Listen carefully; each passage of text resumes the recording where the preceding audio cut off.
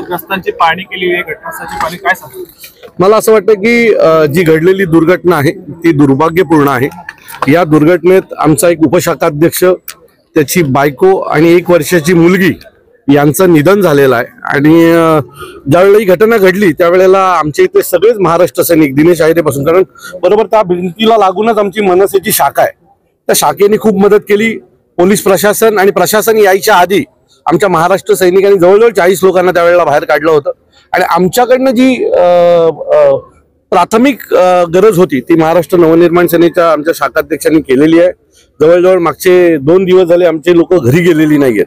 त्यांना जेवणाची व्यवस्था असेल, त्यांचं सामान बाहेर काढणं असेल, या सगळ्या गोष्टी आमच्या महाराष्ट्र सैनिकांकडनं इथनं केल्या जात आहेत। आमच्या दिनेश आहेरे असतील, आमच्या इथे स्थानिक शाखाध्यक्ष असतील, आमच्या विनोद मोरे असतील, सगळी टीम इथे प्रचंड मेहनत करते।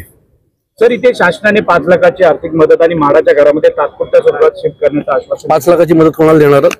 प्रत्येक घराला। मृत माणसं मेल्यावर कसली मदत करताय? जिवंत असताना तुम्ही कधी बघायला येत नाही, मेल्याच्या नंतर तुम्हाला आठवण येते, अरे इथे माणसं मेली आणि चला आता जाऊया। खरं माझी मागणी अशी आहे की तुम्ही त्या बिल्डरला अरेस्ट केलं, बरोबर आहे, चांगलं केलं। तुम्ही जागा मालकीला अरेस्ट केलं, बरोबर आहे। त्यावेळेला जे अधिकारी होते ना त्यांना पण अरेस्ट करा, कारण हे सगळं वाढलंय ना त्या अधिकाऱ्यांच्या भ्रष्टाचारामुळे। त्यावेळेचा आयुक्त कोण होता त्याला अरेस्ट करा, त्यावेळेचा इथला वॉर्ड अधिकारी कोण होता त्याला अरेस्ट करा, त्यावेळेला इथं अतिक्रमणचा हेड कोण होता त्याला पण अरेस्ट करा। या सगळ्यांना ज्या दिवशी तुम्ही अरेस्ट कराल ना त्या दिवशी पुढची सिस्टीम बदलणार आहे। जागा मालक आणि बिल्डर हे दोघंच दोषी आहेत का? डोळे मिटणारे ते अधिकारी कुठे आहेत? मग त्या सर्व अधिकाऱ्यांना देखील अरेस्ट करावं, याची आमची मागणी। आणि अरेस्ट जर झाली नाही तर महाराष्ट्र नवनिर्माण सेना या विरोधात तीव्र आंदोलन करेल, एवढं नक्की। लोकांना सांगितलं होतं की आम्ही पुन्हा घरं बांधून देऊ असं पालिकेच्या अधिकाऱ्यांनी बघा, त्यावेळेला त्यांनी त्यांची वेळ भागवली आणि आता ती सगळी लोक 2 दिवस झाले चड्डीवर फिरतायत। मला अनेक जण भेटले की त्यांचं सामान कुठे आहे, काय कुठे आहे, कोणालाच काय माहित नाहीये। असलेल्या परिस्थितीत ते 2 दिवस फिरतायत। काल गिरीश महाजन येऊन गेले, बरोबर आहे, त्याच्यानंतरही अजून काय मदत मिळालेली नाहीये। आणि आता पालकमंत्री येऊन गेलेले आहेत किंवा परिवहन मंत्री येऊन गेलेले आहेत, आश्वासनं दिली आहेत, ती आश्वासनं कधीपर्यंत पूर्ण होणार आहेत हे आम्हाला पाहायचंय। खरं तर महापालिकेच्या आयुक्ताने ताबडतोब या लोकांना शिफ्ट करायला हवं होतं कुठे ना कुठेतरी, पण अजून ती कुठलीच मुवमेंट झालेली नाहीये। वसई विरार शहरामध्ये मोठ्या प्रमाणात अनधिकृत बांधकाम वाढत आहे, त्याच्यामुळे अशा हादसे आहेत ते हे बघा, आज ही घटना अनधिकृत बांधकामाची घटना घडली, त्यानंतर अनेक बिल्डिंगना नोटिसी दिल्या अनधिकृत बांधकाम म्हणून, ही घरं तोडली अनधिकृत बांधकाम। पण दुसऱ्या बाजूला तेवढीच अनधिकृत बांधकामं वसईमध्ये बनतायत ना, त्याचं काय? म्हणजे अजून पुढच्या 12 वर्षांनी आणखी एक बिल्डिंग पडायची वाट बघणार का आपण?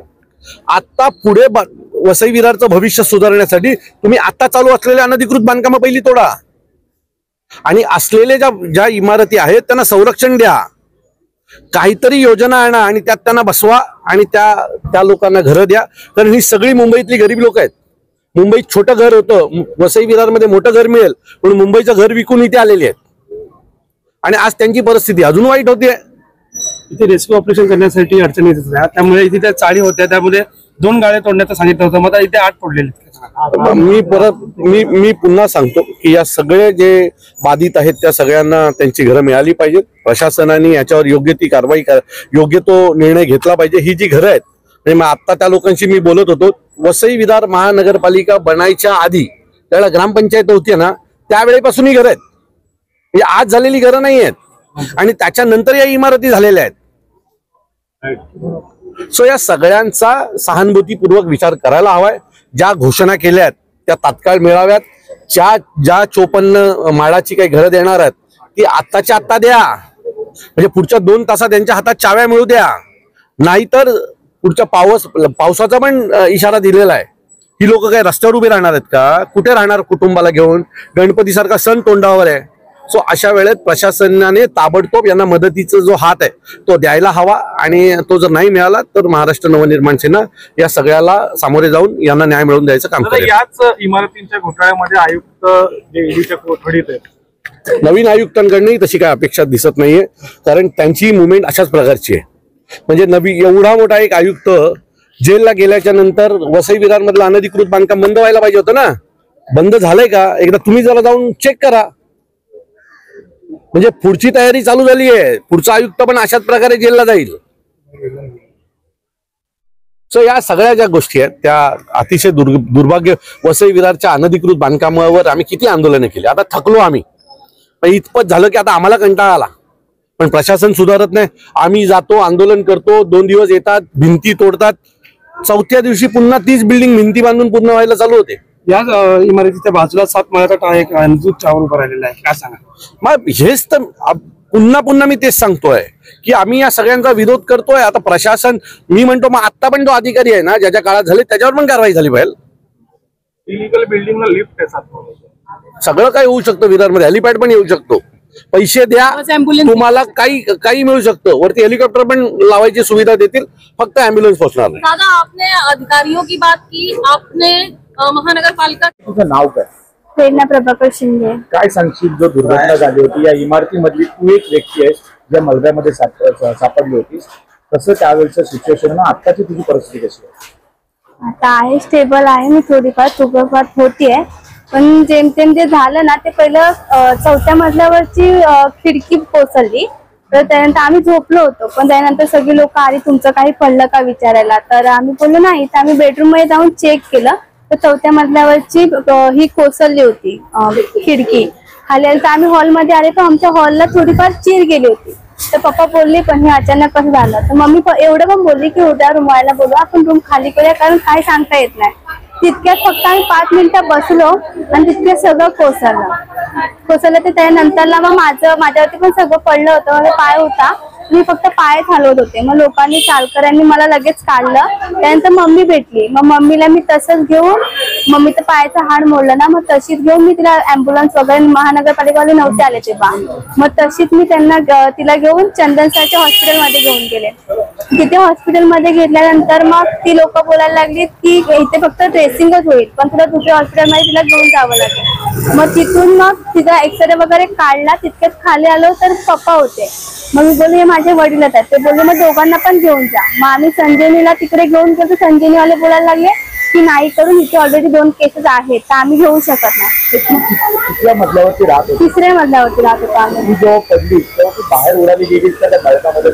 आतमध्ये होते, ढिगारात होते मी, पण माझा पाय दिसत होता चालकऱ्यांना. मग ते मी हलवत होते पाय, त्या लोकांनी लगेच काढलं मला.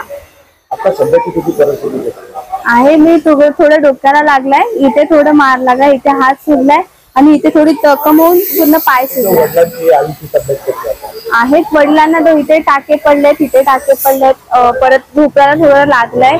आहेत ते आता विजयनगरच्या नालासोपाऱ्याला ऍडमिट आहेत हॉस्पिटलमध्ये. आणि मम्मी आता प्रकृतीला हॉस्पिटलमध्ये ऍडमिट आहे. तिथं ऑपरेशन झालं, कारण तिथे पायाला आणि इथे हाताला खूप जखम झाली, त्यामुळे तिथं ऑपरेशन करावं लागलं. तर ते तिकडेच आणि भाऊ पण तिकडेच आहे. हा, दोघं विजिट केल्या बॉट, काय सांगा? प्रामुख्यानं अतिशय दुर्दैवी घटना घडलेली आहे. महापालिका स्थापन झाल्यापासून 17 मृत्यू घडण्याची घटना ही पहिलीच आहे असं मला इथल्या लोकांनी सांगितलं. आणि काही जखमी होते, त्या जखमींना सुद्धा जाऊन इस्पितळामध्ये भेट घेतली.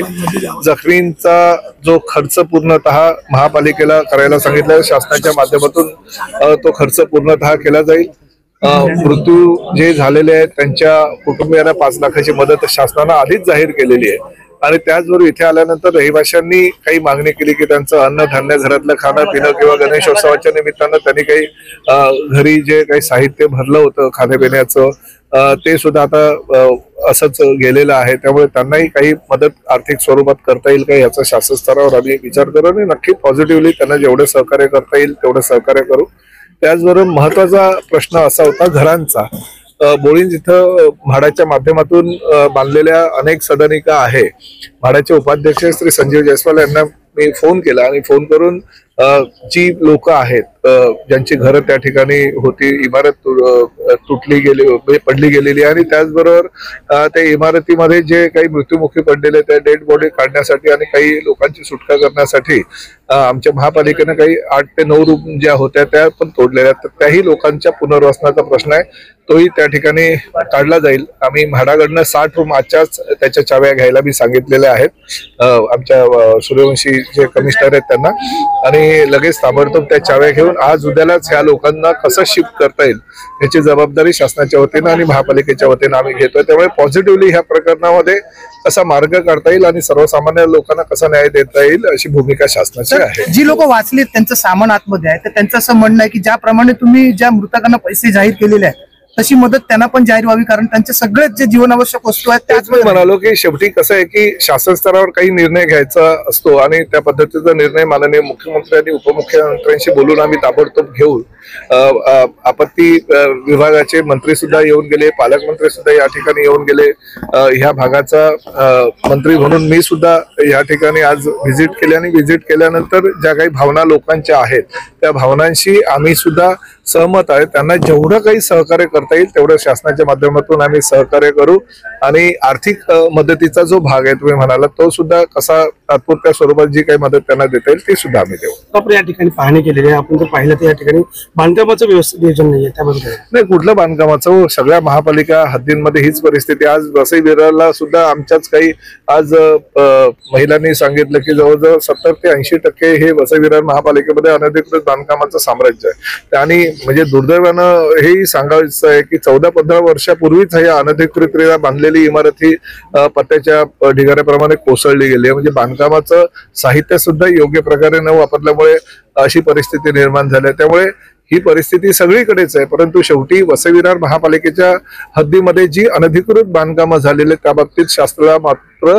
अतिशय धोरणात्मक निर्णय हा घ्यावाच लागणार आहे. जसं आम्ही ठाण्यामध्ये क्लस्टरच्या माध्यमातून आमचं वागळे इस्टेटमधलं किसन नगर, मुंब्रा, कळवा किंवा लोकमान्य नगर परिसरामध्ये क्लस्टरची योजना राबवली, तशाच पद्धतीची क्लस्टर योजना राबवून गोरगरीब जनतेला जी ह्या अनधिकृत बांधकामाचा आधार घेऊन आपल्या आर्थिक गोष्टीमुळे त्यांनी घरं ती घेतलेली आहेत त्यांनाही बिल्डरांनी फसवलेलंच आहे असं मी म्हणेन. ह्या फसवलेल्या बिल्डरांवर कारवाई तर करायलाच हवी. म्हणजे आता इमारत कोसळली म्हणून त्या बिल्डरांवर कारवाई केली, त्यांना अटक केली. अरे पण आजही जे इमारती आणि ज्या चाळी चालू आहेत त्यांच्यावरही MRTP अंतर्गत कारवाई करून त्यांनाही अटक करा असं सूचना मी महापालिका आणि पोलीस अधिकाऱ्यांना देतोय.